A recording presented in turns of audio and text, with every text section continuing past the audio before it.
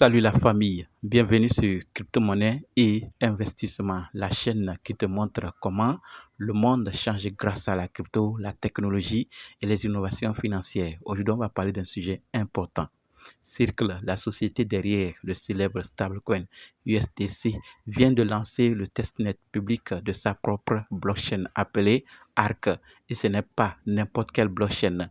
Elle est déjà soutenue par des géants comme BlackRock, Visa, Anthropic et Amazon Web Services.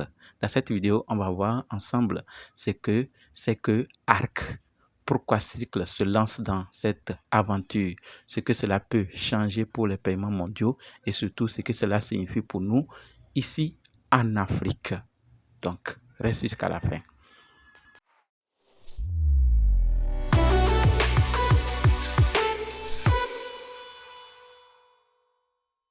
On commence. Pour bien comprendre cette annonce, il faut d'abord rappeler qui est Circle. Circle, c'est l'entreprise américaine à l'origine de l'USDC, un stablecoin adossé au dollar, aujourd'hui utilisé dans des milliards de transactions à travers le monde. Avec le temps, USDC est devenu acteur clé dans la finance décentralisée, mais aussi dans les paiements traditionnels. Alors pourquoi créer une nouvelle blockchain?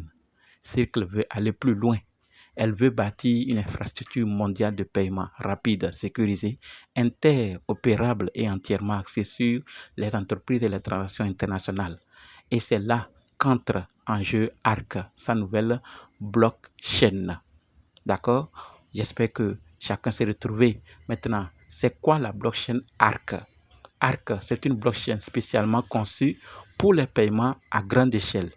Elle n'a pas pour but de concurrencer directement Ethereum ou Solana, mais plutôt de faciliter les échanges de valeurs entre entreprises, institutions financières et utilisateurs dans le monde entier. Selon Circle, ARC permettra des paiements quasi instantanés, très fiables et très faibles en frais, une compatibilité native, une connexion directe entre blockchain public et les systèmes financiers traditionnels et une sécurité institutionnelle validée par des entreprises partenaires comme BlackRock, Visa. Autrement dit, ARC veut devenir le pont entre la finance classique et la finance numérique. Vous l'aurez remarqué, je ne suis pas là pour la première fois vous le dire, mais plusieurs ont compris. Ils ne veulent plus traîner encore. Donc quand ils ont des capitaux, ils s'investissent. Personne n'est là pour blaguer. Et je vous l'avais dit, les gens finiront par accepter. Et ceux qui ont été réticents de par les années, ils sont déjà convertis. D'autres pas encore, mais ils finiront par le faire parce que les autres institutions sont en train de se lancer. Et les gens voyant les gains, les avantages qu'on a, ils lancent d'autres secteurs. Comme Circle veut le faire actuellement, est-ce qu'ils étaient obligés? Mais ils le font parce que avoir une blockchain, c'est une autre dimension. C'est une autre dimension. Et ça va leur permettre aussi de toucher d'autres personnes et d'autres communautés. Et ainsi, ils seront très loin par rapport aux autres. Donc, réfléchissons très bien. Je vois qu'actuellement, il y a beaucoup qui sont découragés. Mais sachez clairement que ce n'est pas le bon moment. Encore un peu plus de temps et les récompenses seront au rendez-vous. C'est mon avis. Hein? Dis-moi ce que toi tu penses en commentaire. Les partenaires derrière ARC.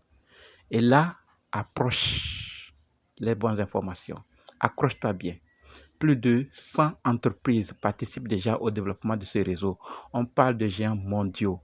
BlackRock, le plus grand gestionnaire d'actifs du monde. Visa, leader mondial des paiements. Anthropic, une entreprise d'intelligence artificielle de pointe. Amazon Web Services, référence mondiale du cloud computing. Ces partenaires montrent clairement que la finance du futur sera construite sur la blockchain, mais pas n'importe comment, avec des acteurs puissants, des régulations claires et une infrastructure stable. Circle ne veut pas juste suivre la tendance crypto. Non, c'est trop facile. Ils veulent redéfinir le système de paiement mondiaux en s'assurant que tout fonctionne de manière fluide.